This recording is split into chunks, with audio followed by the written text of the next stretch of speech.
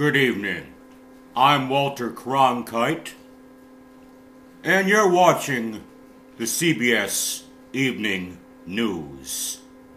And I have seemed to lost my mustache. Okay, folks. Be serious now without the Walter mustache. Today, in my opinion, we lost one of the greatest broadcasters of all time, Walter Cronkite, who was 92 years old. And I would like to speak about Walter in this video blog for a few minutes. Walter's face in my generation may not be too famous, the Generation Xers, but he was a household name, in my opinion. When I was in elementary school, there were old film strips called "You Are There!"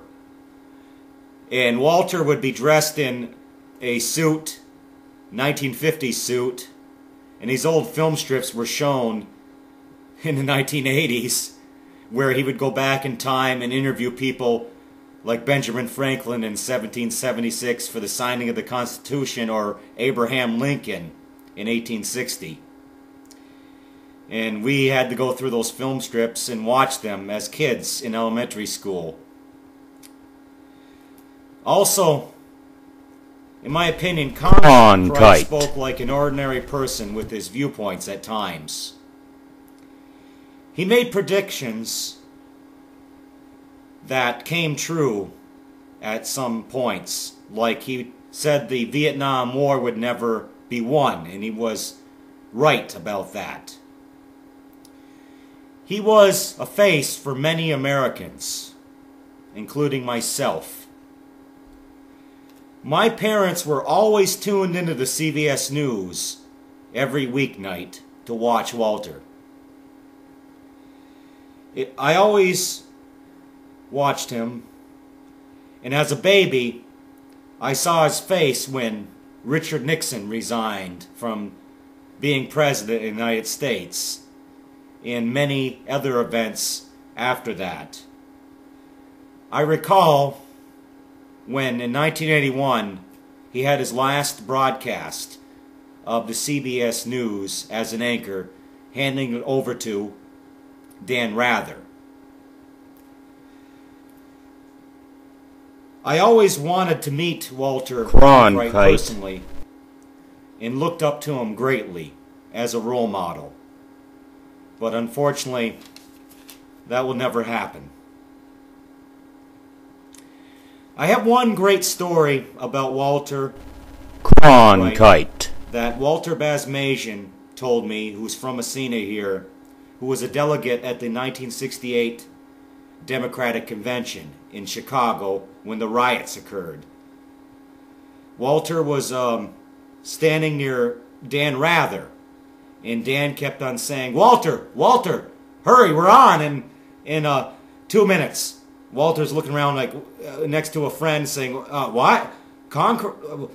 Dan Rather wants me on the news, wants me to be interviewed? What? What?" And Walter's like, the guy next to him's like, no. Walter, Dan is pointing up to Walter Cronkite, not you. So, that's a quick story Walter told me. Not as good as he would tell it, but that was true. I wrote to Walter Cronkite late last year asking him to attend the 50th anniversary of the St. Lawrence Seaway project here in Messina.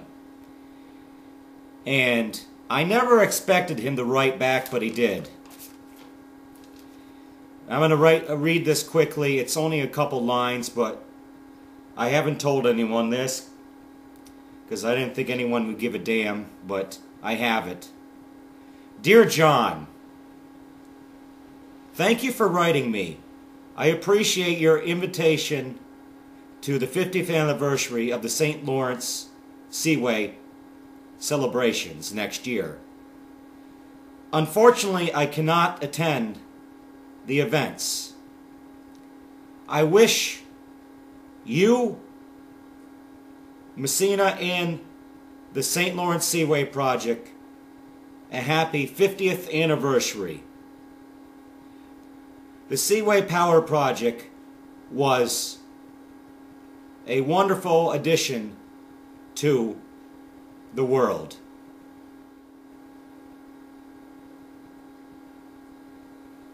Well, I wish the best to Walter's family. I doubt they'll ever see this video blog, but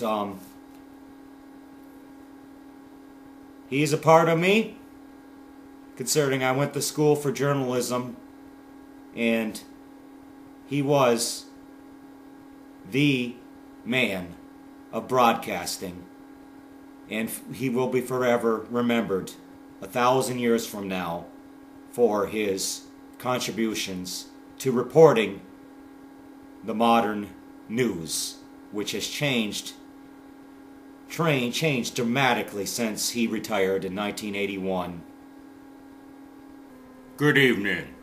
I'm Walter Cronkite, and you're watching the CBS Evening News.